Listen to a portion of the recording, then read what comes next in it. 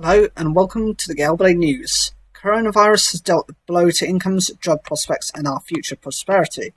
Chancellor Rishi Sunak has delivered a summer statement outlining his ambitions for recovery from the economic harm done by the virus. This is how it might affect your finances. In terms of jobs and wages, policies announced by the Chancellor on homes, taxes and insulation are in many ways dwarfed by the prospects for people's jobs. Wages remain key for the health of an individual's finance. Mr. Sunak announced various schemes to give incentives to employers to bring furloughed employees back to work, to encourage them to employ young workers, and to improve skills training. In terms of eating out and going out, the sales tax VAT, included in the cost of food, accommodation and attractions, will be cut until mid-January from 20% to 5%. The temporary cut should see prices fall from when eating out or going out, which should help those whose incomes have been affected by the virus. However, it is not clear how much benefit consumers will see. For example, lots of people are staying away from holidays and attractions at the moment, worried about the virus and their ability to spend money. There is also a question over whether there is the capacity to let them in, given social distancing. Another point of debate is whether these businesses will pass on the VAT cut in the form of lower prices. Many in the sector will consider this an opportunity to shore up the finances of their ailing businesses. This means they may, in effect, keep the extra money by not cutting their prices. The Chancellor said there will be discounts of up to £10 per head for anyone eating out at participating restaurants from Mondays to Wednesdays in the month of August. Diners who often make use of money off vouchers may find this mirrors their normal discount. Upfront costs when buying a home. Until now, in England and Northern Ireland, stamp duty has been paid on land or property sold for £125,000 or more. There are different rates and systems in Scotland and Wales. Buyers usually pay their duty based on the price on the day the sale is completed, and they have to give the money to HM Revenue and Customs within 14 days.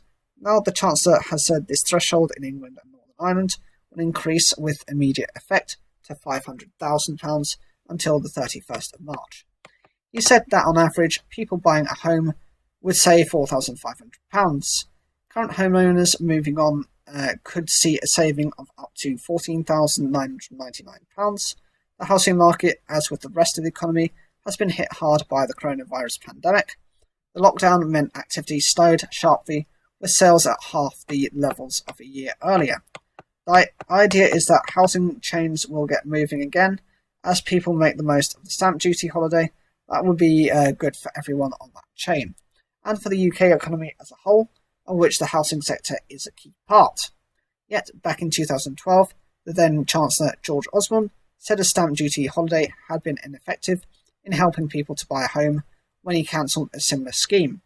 There is also a limit on how much first-time buyers would benefit from this. Some 60% of sales in England were not liable for stamp duty, even before now. Many would be first-time buyers. Before the Chancellor's announcement, first-time buyers paid no tax on properties up to £300,000 and 5% on any portion between £300,000 and £500,000. So the new stamp duty holiday would not benefit many of those young new buyers directly. Those buying homes for more than £500,000 or second homes will still have to pay stamp duty, but their total bill will be lower as a result of these changes. And in to do with home improvements. Mr. Sunak will not pay to paint the kitchen, but there will be help with the cost of insulating your home, including double glazing in England. In the scheme, which will start in September, the government will pay at least 2/3 of the cost of home improvements that save energy. This will be paid as a voucher when the work is approved. For example, a homeowner of a semi-detached or end-of-terrace house could install cavity wall and floor insulation for about £4,000. The homeowner would pay £1,320, while the government would contribute £2,680. Low-income households could receive a bigger contribution. The move was announced in the build-up to the speech and will allow landlords to benefit, which could eventually see tenants' gas and electricity bills look better than they would otherwise have done. So, is there anything you think in this list that will actually benefit you, Or are you one of those people who, again, will kind of fall through the cracks? I can see the government's attempt to try and kind of counter to affect everyone in some way, shape, or form. 16 to 24-year-olds most likely to be kind of weakened in terms of job experience. That's why those training schemes are put in place. The home improvements, obviously, and the stamp duty is for house owners who tend to be maybe older people.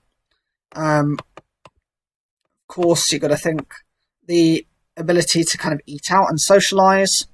That's going to be good for just generally people who like to socialise, so that would be pretty much most ages.